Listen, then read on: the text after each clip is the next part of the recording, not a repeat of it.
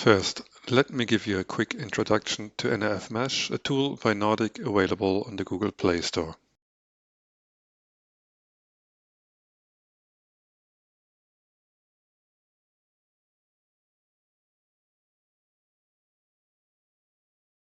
We are using the current version 3.3.3.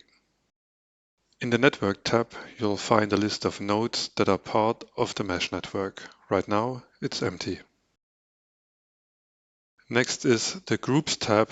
This is where you can manage mesh groups, but it's also currently empty. Proxy filters is a more advanced topic that we might explore later. In Settings, you can see many things. Let's start with the name of our network.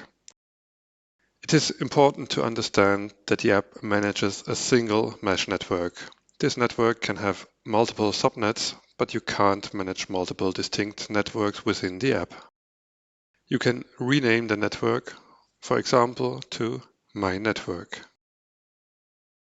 All identifiers you see here are local to the app. You will see them when using or exporting the app's data, but they are not stored in the mesh network itself. By default, there is one provisioner already set up named nRF Mesh Provisioner with address 001.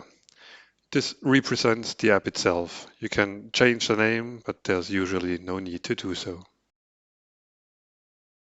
There is also one network key created by default. This is our primary network key, which is required for any mesh network. Let's rename it to primary net key for clarity.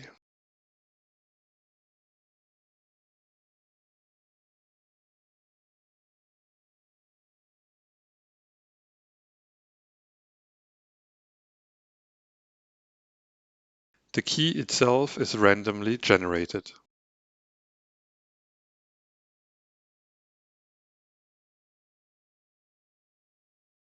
If you add more network keys, they act as subnet keys. You can create as many as you need, but you can't delete the primary key. You can rename or regenerate it, but only if it hasn't been used yet. Once it is in use, changing it would break communication with our nodes.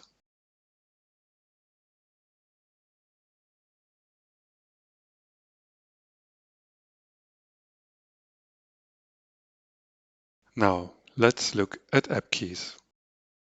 They are also essential. For anything we want to do in the network, we need at least one app key. Let's create one. We could rename it or regenerate the key, but for now we'll leave it as is. The index is automatically assigned and must be unique. The first app key gets index 0. If we create another, it would be index 1.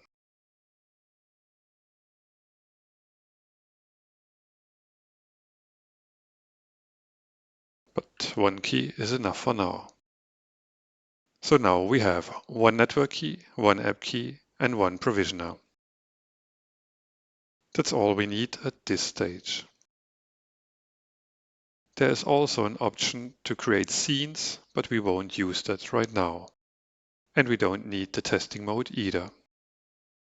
The next step is to provision a node into the network, create a group, and link the node to that group. That is what we will cover in the next videos.